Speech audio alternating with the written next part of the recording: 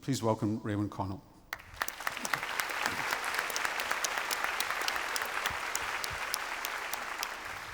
Thank you. I think all of us on the platform are more or less agreed that we will only get somewhere with this topic if we get beyond the conventions of the old battle of the sexes, men against women, in some eternal opposition. And I'm very happy to admit that some of my best friends are men. I'm pretty confident about that. And that matters because when you get into the subject in any depth, you realize that gender is about relationships. Gender is always interactive. And what happens in men's lives matters in women's lives and vice versa. So I'm very happy to start by agreeing with Zach about the vulnerabilities of men and in men's lives.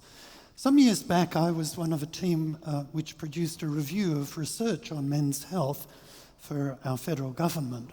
So I'm familiar with the statistics about the greater prevalence among men of certain forms of mental illness, greater vulnerability to coronary heart disease, greater prevalence among men of occupational injuries, much greater in fact, the higher proportion among men of completed suicides, and although this wasn't part of our review, the much higher representation of men among the casualties of military and paramilitary action. Now, why these kinds of statistical differences? Is it because men have weaker bodies than women? Don't think so. Is it because men are afflicted by raging hormones, perhaps? I don't think so either. When we get into these issues, that's when we have to talk about masculinity or masculinities. And by masculinity, as you'll find if you read my excellent book on the subject, that masculinities are basically patterns of action and belief, things people do and configurations of things that people do in relation to where they sit, where they live their lives in the overall gender order of the society.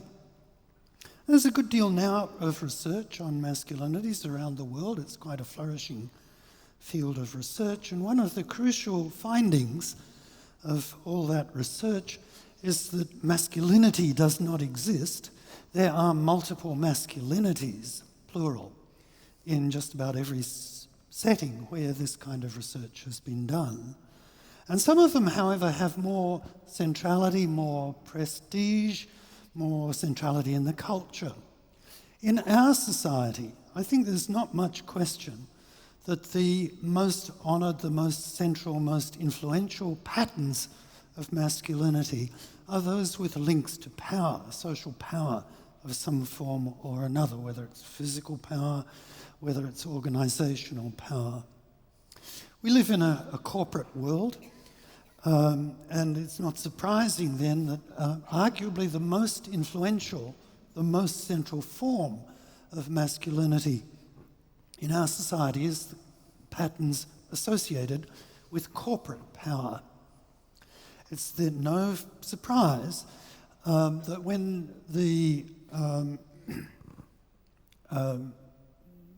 survey is done of the chief executives of the Fortune 500 companies, the largest companies in the global economy, and that's done every year, it's monitored every year by the magazine Fortune.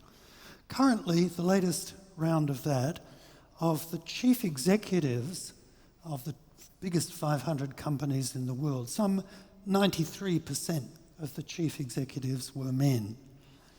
Now, if that was a statistic taken to the ACCC, I think they would say that is close to being a monopoly. It is a masculinized culture at the top of the corporate system. I've done a certain amount of research with corporate masculinities, managerial masculinities, especially we were interested in the finance industry, which is not a strongly, macho physical industry, but is unquestionably extremely powerful. And the top guns in the financial corporations that we were looking at do share a certain pattern of masculinity, one which is marked by confidence, by intense focus on the job, and ruthlessness in the pursuit of the corporation's interests, which can be summed up principally as profit. But that is not the only kind of masculinity that you find in financial corporations. I remember, for instance, an interview that we did with a younger executive, middle level of one of Australia's major banks, whom we call in the research report Simon.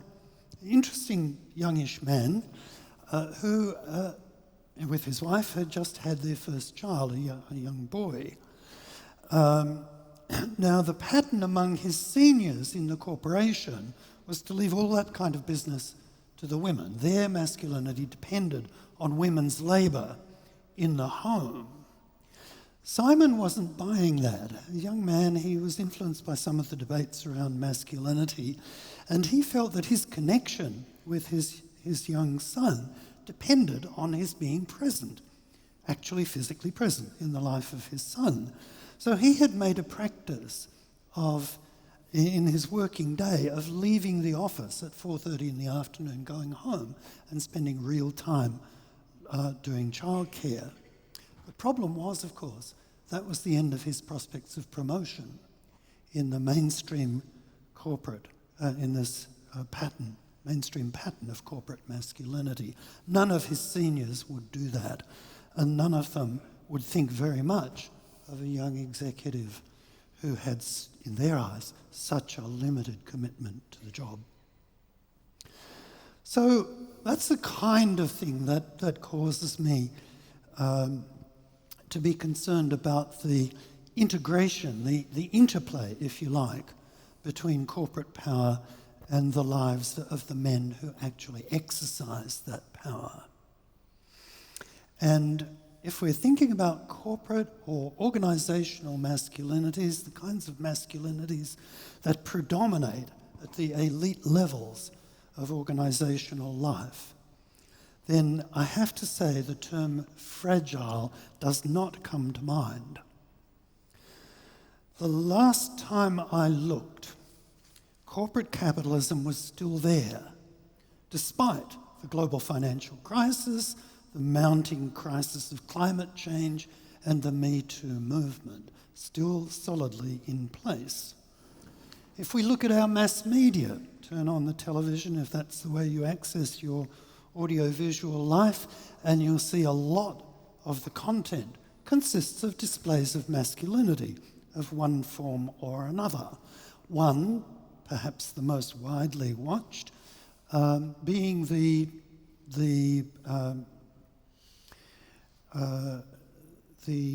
vision of a number of ultra-fit young men bumping into each other on screen. If we move across from football to religion, well, as far as I know, the Pope is still a man, and the Archbishop of Sydney, the Anglican Archbishop, has recently invited gays and trans men and such like creatures to depart from his church. If we look at the realm of government, well, the survey, the latest figures on that from last year, 93% of heads of government in the world are men.